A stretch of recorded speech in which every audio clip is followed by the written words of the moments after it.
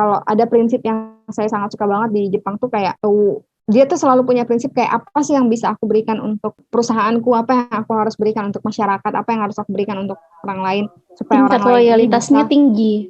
ya that's it maybe ya.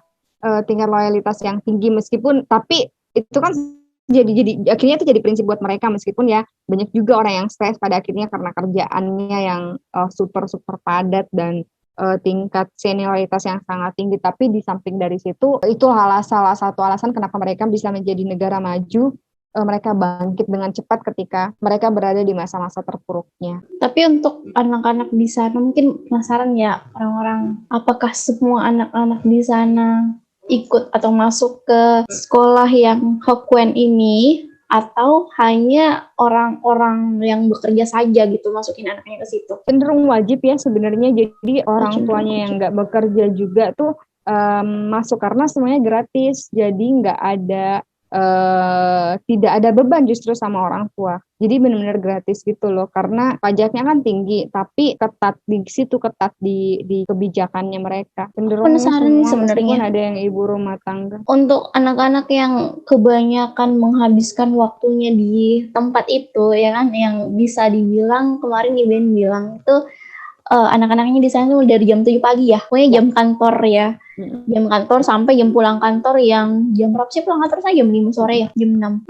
Nah, itu kan anak-anaknya kebanyakan menghabiskan waktu di situ. Apakah waktu dengan orang tuanya atau kedekatan dengan orang tuanya itu berpengaruh atau mempengaruhi itu semua? Gimana sih? Gimana sih bahasanya? Iya sih, aku sebenarnya nggak bisa bilang banyak soal itu, tapi mungkin bisa saja berdampak sama orang tuanya, kedekatannya, kelekatan sama orang tuanya. Tapi banyak juga sebenarnya orang-orang yang ada di sana tuh orang tua dan anak tuh jadi kayak menghabiskan banyak waktu tuh justru di weekend. Jadi kayak dirapel gitu loh, Senin sampai Jumat ngapain. Jadi Sabtu Minggu tuh benar-benar kayak full for family.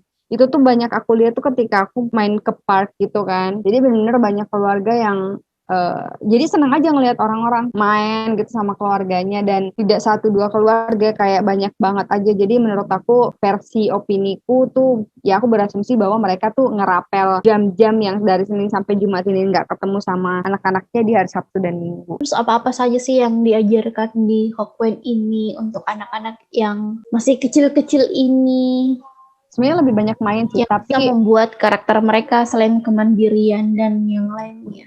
sebenarnya lebih banyak main ya anak-anak di sana. Tapi lagi-lagi itu tadi yang aku bilang, mereka tuh udah diajarkan kedisiplinan dari awal. Sebenarnya jadi lingkungannya sudah terbentuk seperti kayak ambil sepatu, kayak gitu sih. Jadi kayak cenderung nggak, jadi kayak aku nggak tahu, aku tuh pas kesana tuh kayak aku tuh nggak tahu mau ngapain gitu sama anak-anak yang ada di Jepang, karena kayak they are so independent. Bahkan ada salah satu volunteer yang dia itu dari Inggris, dan kita tuh sharing gitu kan. Aku bilang, anak-anak di UK kayak gini nggak?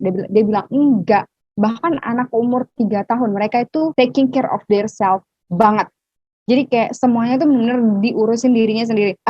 Di lembaga kedua yang aku datengin ada anak usianya 1 tahun lebih ya, baru bisa jalan, tapi bisa pakai sepatu sendiri meskipun lama. Dan senseinya tuh guru-guru di sana tuh pada nungguin kayak nggak apa-apa. Jadi kayak gambate kayak disemangatin Sabar gitu, gitu kayak ya. pasti bisa, pasti sabar banget. Tapi ya namanya ngurusin anak-anaknya bukan satu dua orang, makanya juga pendidikannya berat di sana. Yang mau jadi guru-guru, mau masuk jadi sebagai sensei di Hoikuen itu keras kehidupan.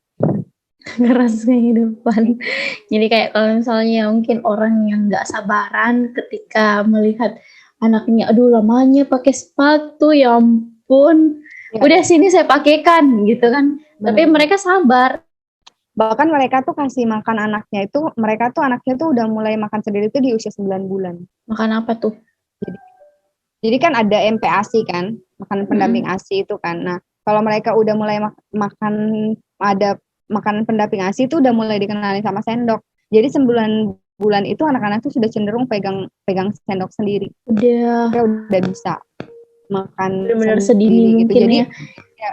ya jadi di usia setahun ketika mereka diajak keluar makan di restoran, mereka udah siap. Enggak apa nggak bikin kotor, nggak apa segala macam, karena benar-benar itu tuh udah diajarin di Hoikuen-nya itu sama di rumah juga sih. Jadi kayak apa yang diajarin di Hoikuen tuh diajarin juga di rumah. Jadi ada sinkronisasi. Kadang-kadang kan kita kalau di Indonesia ya, salah satunya itu apa yang diajarin di sekolah belum tentu diajarin di rumah. Nah, apa yang diajarin nilai-nilai yang kita terima di rumah tuh belum tentu di sekolah tuh sama gitu. Jadi bahkan guru-guru kita ini nggak ini ya, nggak mengkritis, bukan mengkritisi, tapi kayak inilah ya pengalaman pengalaman kita di Indonesia. Jadi kayak apa nilai-nilai yang ada kita di rumah tuh nggak sama dengan nilai-nilai yang ada di sekolah. Kayak di rumah tuh kita disuruh jadi orang baik, misalnya jadi anak pintar dan segala macam. Tapi kan di sekolah juga sebenarnya disuruh kayak gitu kan. Tapi kan ada lingkungan yang tidak mendukung dan segala macam. Sementara di sana. Sebenarnya salah satu yang paling saya senang di sana itu di Jepang itu tuh apanya ya? Tidak ada kompetisi satu sama lain. Artinya murid-muridnya itu tidak diajarkan berkompetisi satu sama lain. Dan semuanya itu rata gitu, equal aja. Tapi aku pernah dengar gini loh, anak-anak sekolah di sana itu tingkat stresnya untuk masuk universitas atau memilih sekolah tingkat lanjut itu luar biasa dibanding Indonesia kan, kalau kita bandingkan. Tapi kalau melihat lagi dari kurikulumnya mereka, yang kita juga di sini kan kita tahu pendidikannya kita berbasis karakter ya, mengutamakan karakter. Nah, karakter ini masuk di sekolah-sekolah yang notabene-nya anak-anak itu sudah dewasa, yang karakternya tuh dicampur, dibaurkan dengan berbagai macam pelajaran-pelajaran seperti misalnya matematika, IPA, dan sebagainya. Sedangkan mereka karakternya memang udah dibentuk dari kecil, sehingga ketika masuk usia sekolah yang kayak SD, SMP, SMA, atau bahkan perguruan tinggi, mereka udah nggak pusing belajar yang macam-macam kayak gitu, karena udah belajar dari kecil. Jadi ketika masuk usia sekolah itu mereka benar-benar fokus sama apa yang mereka mau pelajari, materinya. Jadi udah bukan bagaimana cara membentuk kepribadian gitu.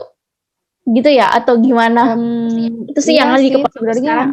Sebenarnya menurutku ya tingkat stres terhadap kita semua masuk di universitas itu anak muda semua alamin. Jadi sebenarnya menurutku itu hanya masalah general sih. Bahkan tidak hanya di Jepang, tapi beberapa negara lainnya juga mengalami hal yang sama. Bahkan kenapa saya bisa ketemu sama salah satu volunteer dari UK itu, dia benar-benar dari London, dari Inggris kalau aku nggak salah. Tapi aku nggak tahu dari mana. Kayaknya London deh. Bukan deh kayaknya. I don't know, tapi dia dari Inggris dan satunya dari New Zealand. Mereka juga stres, tapi mereka tuh kan cara asuhnya kan lebih diberi kebebasan. Nah, kalau di Jepang kan sebenarnya yang paling tinggi, kenapa tingkat stresnya itu bisa dilihatnya berkali lipat itu karena tuntutan apa ya? Sepertinya kondisi masyarakat yang menuntut banyak terhadap setiap individu, that you have to be success gitu soon. Kayak gitu sih. Jadi kan kita tuh masyarakat kan masyarakat kita juga sih, tidak hanya di luar negeri tapi di Indonesia juga sebenarnya kayak gitu. Jadi kayak masyarakat itu kan sebenarnya membentuk asumsi yang kemudian menjadi standar dari seseorang, dari kesuksesan seseorang, kecantikan seseorang dan bla bla lainnya gitu. Jadi kayak asumsi-asumsi itulah yang terkumpul menjadi standarisasi, bahwa ada standarnya untuk jadi orang sukses, ada standarnya untuk jadi orang cantik, kayak gitu-gitu sih. Ada standarnya jadi orang pintar, padahal kan kepintaran sendiri atau kecerdasan itu kan punya tempatnya masing-masing gitu. Menarik ya, apalagi ya. Sebenarnya kemarin waktu kita cerita-cerita banyak banget ya. Tapi kok ini sekarang kayak nge-lag aku ya kepalanya. Dan aku mau share sih soal how struggling I am ya di bagaimana strugglingnya Iben yang enggak. Gimana strugglingnya Iben dulu waktu tadi kan aku bilang di awal kan, jadi aku tuh bener nggak tahu bahasa Jepang sama sekali, tapi pas di sana tuh ya udah sekali kecemplung ya udahlah ya kecemplung, jadi kayak mau nggak tahu harus belajar berenang, kalau enggak mati sudah. Jadi so how struggling I'm so I was depressed before, karena sempat banget. Aku kan diriku tuh tipe orang yang sangat tahu how to manage high stress gitu ya. Tapi di Jepang sepertinya itu nggak berlaku karena nggak ada teman yang bisa diajak terlalu berkomunikasi segamblang itu gitu. Jadi karena memang individu-individunya tuh lebih ke dingin dan agak kaku karena ya namanya baru ketemu juga. Jadi nggak bisa terlalu terbuka. Bagaimana banget. Jadi Memang gitu sih sangat karakternya orang di struggling. Aku sana sampai tertutup ya. ya jadi karena di sana tuh tertutup, memang tertutup. Nanti kita bahas tentang bagaimana struggle-nya Iben yang ketika Iben Benkyo Nihongo Benkyo Tapi yang gimana akhirnya yaudah aku coba cerita sedikit. Jadi karena aku tuh kan kita kan 3 bulan itu ada kayak semacam apa ya namanya ya. Jadi kayak intensif belajar bahasa Jepang. Dan kayaknya tuh selama 3 bulan itu nggak ada yang masuk di kepalaku. Jadi setelah 3 bulan belajar, sisa bulan lainnya ini itu tuh kita dilempar sudah ke lembaga-lembaga yang kita dipilihkan lembaga kan, kita nggak milih. Jadi kita dipilihkan ke lembaga-lembaga yang mau kita belajar di sana. Pas sampai sana dong, I cannot talk and I don't understand anything what they say. Jadi kayak benar-benar nggak tahu ngomong, nggak tahu. Jadi itu yang bikin aku bener pertama kali stresnya, dan aku tuh denial terhadap kondisi itu. Jadi kayak saya aku nggak terima dengan kondisi gue gak mau harus gagal gitu. Yang itu sebenarnya yang bikin diriku mungkin stres ya di awal. Tapi ada momen dimana kayak oke, I have to back step. Kayak itu kan yang bikin stres kan apa yang ku pelajarin di kelas itu tuh tidak sama dengan apa yang ku pelajarin di apa yang ku dengar di masyarakat. Karena kan mereka di masyarakat kan belajar ya kayak kita aja, ini kan nggak formal kan. Nah aku kan di sana kan belajar bahasa-bahasa yang formal yang bakunya. Nah sementara di masyarakat kan nggak formal, apalagi bahasa anak-anak. Itu tuh benar-benar stressing karena aku nggak bisa ngerespon anak-anak. Jadi kayak oke, aku ngerasa kayak gagal aja, kayak ngecewain anak-anak yang punya ekspektasi sama aku. Kita bisa berbagi banyak, bermain bersama, tapi malah nggak bisa berkomunikasi dengan baik gitu. Jadinya aku lebih banyak menyalahkan diri sendiri, dan akhirnya setelah itu aku mencoba menerima kekuranganku dan mencoba kayak oke, aku harus bangkit kembali karena udah terlanjur nyemplung nih, udah saya mati, pasti balik ke Indonesia nih, kayak gitu mikirnya kemarin. Dan akhirnya ya udah, akhirnya ketika menjadikan diri ini sebagai kayak wadah yang kosong dan mulai menerima semua insight-nya, itu tuh cepet banget. Jadi kayak cepet banget semua informasi masuk ke kepalaku, dan sepertinya langsung diasah, informasi-informasi itu diasah oleh otakku, dan aku langsung kayak bisa berkomunikasi kayak in a day gitu. Can you imagine? Jadi kayak prosesnya tuh sebenarnya membiasakan kepalaku menerima informasi terkait Jepang-Jepangan, kayak gitu sih. Dia kayak motivasi juga ya, jadi sugesti ke diri sendiri. Sangat berpengaruh nggak? Iya. Nanti aku mau bikin ini deh. Sugesti pasti ngaruh sih, cuman ya nanti aku mau bikin ini deh, sesi bareng Iben, gimana struggle-nya Iben belajar bahasa Jepang di sana selama 3 bulan, yang harus langsung terjun ke masyarakat ngomong. Oh my god. Yes, nanti kita skip aja hari ini untuk kita skip ngomongin hari soal ini. Struggle-nya ya. Hari ini cukup perkenalan apa sih yang kemarin dilakukan di sana. Oh ya, selama di sana kota-kota apa saja sih yang dikunjungi sama Iben? Tokyo, aku apa di sana lagi? Aku di Tokyo dan di Kyoto. Kyoto. Sempat ke Osaka kemarin, cuman ke Universal Studio, cuman only few, hanya beberapa hari, nggak beberapa hari sih, it's a day. Karena kan tempat Kyoto-ku tuh udah deket banget dari Osaka.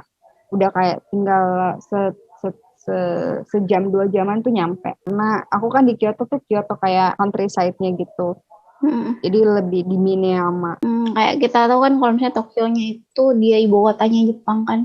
Nah, sedangkan di Kyoto itu ya countryside-nya. Nikmat mana sih? Sebenarnya nggak bisa dibilang. Jadi Jepang itu semuanya kota intinya. Sebenarnya nggak punya ibu kota.